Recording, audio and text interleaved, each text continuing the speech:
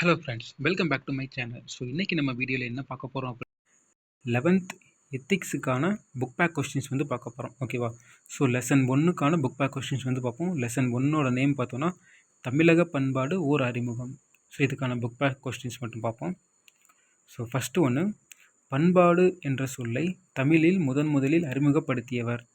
So இதுக்கு சரியான answer பார்த்தோம்னா option B, T K. Chidambaranathanar. Second ஒன்று, கீழ்காண்பனவற்றுள் பொருந்தாத இணையை கண்டறிக.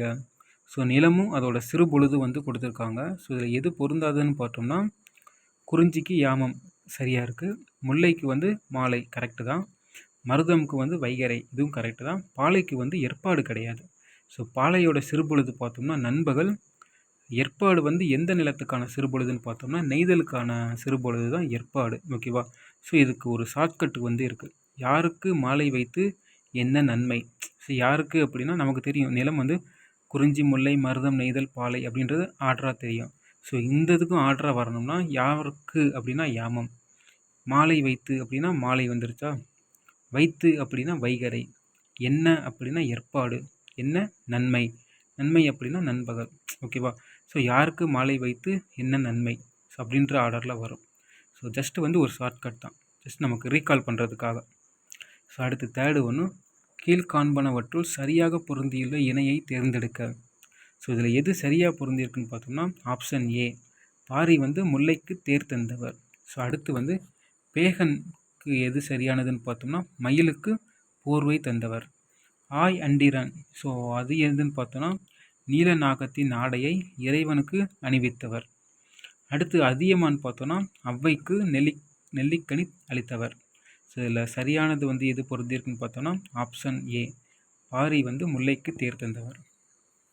அடுத்து பொறுத்துக, தொண்டிக்கு வந்து எது ஆன்சர்னு பார்த்தோம்னா திண்டிஸ், முசிறிக்கு வந்து முசிறிஸ், பொற்காடுக்கு வந்து பகரி, குமரிக்கு வந்து குமரி. ஸோ இதுதான் வந்து ஒவ்வொரு இதுக்கும் எது எது வரும் அப்படின்றத கொஞ்சம் கிளியராக பார்த்துக்கோங்க. ஸோ அடுத்து 5வது கொஸ்டின், பொது ஆண்டுக்கு முன் 5ஆம் நூற்றாண்டில் வாழ்ந்த புகழ்பெற்ற கிரேக்க மருத்துவர். So option D, Hippocrates. So 6வது கொஸ்டின், பண்பெனப்படுவது பாடறிந்து ஒழுகுதல், இப்பாடலடி இடம்பெற்றுள்ள நூல். ஸோ இதுக்கு சரியான ஆப்ஷன் வந்து ஆப்ஷன் சி, கலித்தொகை. அடுத்து 7வது கொஸ்டின், பின்வரும் கூற்றையும் அதன் காரணத்தையும் படித்து விடை குறிப்பை தேர்ந்தெடுக்க. கூற்று காரணம். ஸோ கூற்று என்னன்னு பார்த்தோன்னா உலகம் என்பது உயர்ந்தோர் மேற்றே என தொல்காப்பியம் கூறுகிறது. காரணம் பார்த்தோன்னா நல்ல வழிமுறைகளை பின்பற்றி பண்பாட்டில் சிறந்து விளங்குபவர்களை உயர்ந்தவர்கள். ஸோ கூற்றும் சரி, காரணமும் சரி. அடுத்து 8வது கொஸ்டின், 10 பாட்டில் உள்ள ஆற்றுப்படை நூல்களின் எண்ணிக்கை.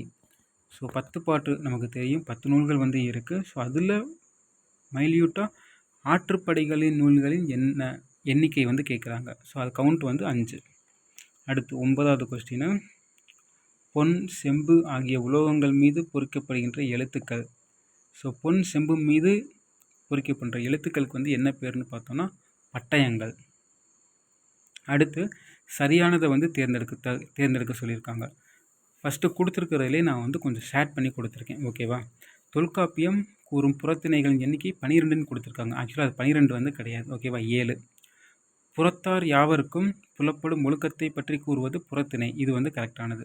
அடுத்து 3வது, மன்னனின் வீரம், கொடை, புகழ் முதலியவற்றை சிறப்பித்து பாடுவது வாகை திணைன்னு கொடுத்துருக்காங்க. அது வாகை திணை கிடையாது, பாடான் திணை. பொருந்தா காதலை பெருந்திணை என்று கூறுவார், இது வந்து சரி. ஸோ இதுக்கு சரியான ஆன்சர் பார்த்தோன்னா 2, 4 சரி. ஸோ ஃபஸ்ட்டு 1, 3 வந்து தப்பாக இருக்குது. அதில் வந்து சரியானதை வந்து ஷேர் பண்ணியிருக்கேன். ஓகேவா? ஸோ புறத்திணைகளின் எண்ணிக்கை வந்து 7, மன்னனின் வீரம், கொடை, புகழ் முதலியவற்றை சிறப்பித்து கூடுவது பாடான் திணை. அடுத்து 11வது கொஸ்டின், சோழர் கால கிராம ஆட்சியை பற்றி அறிய உதவும் கல்வெட்டு எது? ஓகேவா?